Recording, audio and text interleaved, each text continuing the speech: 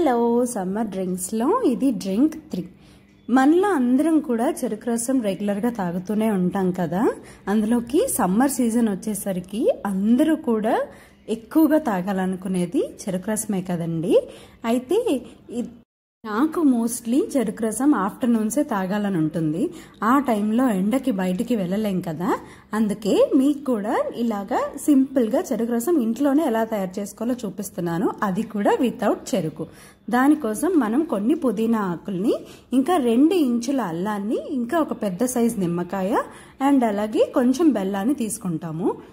బెల్లాన్ని ఇలా చిన్న చిన్న ముక్కల కింద దంచుకోవాలి.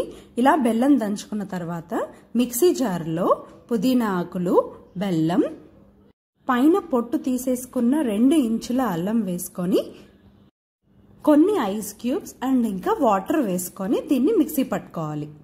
బెల్లాన్ని మీ టేస్ట్ తగ్గట్టు తీసుకోండి. వీడియోలో చూపించిన బెల్లం తీసుకుంటే గనక అది అప్రాక్సిమేట్లీ 2 గ్లాసెస్ వరకు చెరుకు రసం అవుతుంది. దీంతో పాటు కొంచెం ఉప్పుని యాడ్ చేసుకొని దీన్ని మనం గ్రైండ్ చేసుకోవాలి. బెల్లం పూర్తిగా కరిగిపోయి మనకి లిక్విడ్ ఫామ్లో వచ్చేంత వరకు కూడా దాన్ని బాగా గ్రైండ్ చేసుకోవాలి. ఇలా గ్రైండ్ చేసుకున్న తర్వాత మనం ఒక స్ట్రైనర్లోకి దీన్ని స్ట్రెయిన్ చేసేసుకోవాలి. అంతే, మన చెరుకు రసం రెడీ. ఇది ఎగ్జాక్ట్లీ చెరుకుతో చేసిన చెరుకు రసం లాగే ఉంటుంది. మీకు ఎవరికన్నా డౌట్ ఉంటే ఒకసారి ట్రై చేయండి. ట్రై చేసి నాకు కామెంట్ చేయండి. Thank you.